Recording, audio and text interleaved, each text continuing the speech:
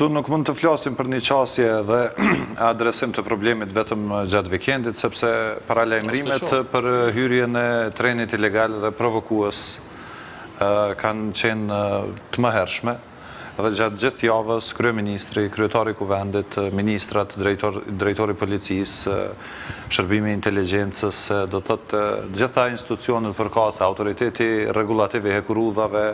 pastaj me kthimin e presidentit edhe me presidentin ka pas koordinim, ka pas takime të brendshme në kabinetin e kryeministrit, në kabinetin e kryetarit kuvendit, por gjithashtu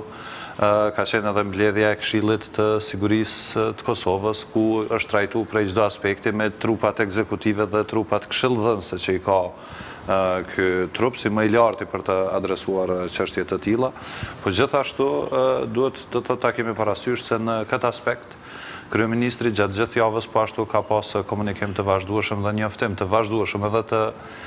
partnerëve tanë ndërkombëtar apo të faktorit ndërkombëtar në Kosovë lidhur me hapat që do të ndërmerren në rast të tentativës të hyrjes trenit ashtu siç është paralajmëruar. Dhe gjithsesi, edhe paralajmërimet e kryeministrit ndaj partnerëve tanë ndërkombëtar kanë qenë konsistente, të vazhdueshme se nuk do të lejohet të hyjë një tren i tillë dhe nuk do të lejohet të hyjë të realizohet një provokim i tillë, sepse qëllimi i atij treni botërisht dihet nuk ka qenë transportimi ndonjë udhëtare apo diçka tjetër, por ka qenë të bëhet një provokim tipik nacionalist i shekujve të kaluar, i një mentaliteti të kaluar, i një mentaliteti luftnxit për cilin do thotë Kosova nuk e përkrahat mentalitet, jo se nuk e përkrahat mentalitet, mirë po nuk e kultivon atë mentalitet, madje edhe në vendin tonë jemi shumë më mendje hapur dhe shumë më jo provokativ dhe më po them prap mendje hapur në shumë aspekte, sepse më së paku luhet edhe karta e nacionalizmit, cilën për fat të keq Serbia duket se nuk e ka harru fare, madje po shkon edhe duke e intensifiku. Mirë po është e rëndësishme se përkundër diskutimeve që kanë qenë edhe gjatë këtyre ditëve,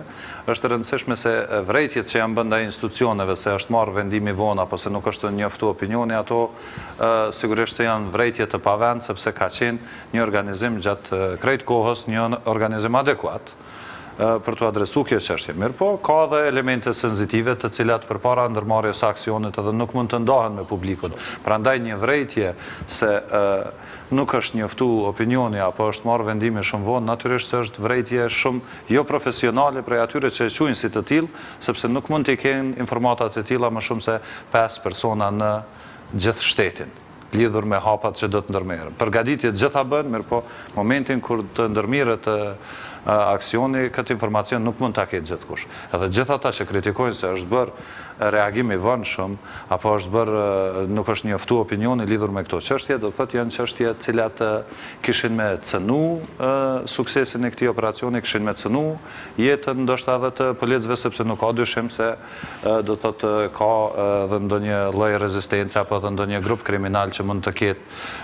qëllime edhe të destabilizimit apo agjentura të ndryshme të cilat tani më veç janë mjaft theksuara në shumë vende.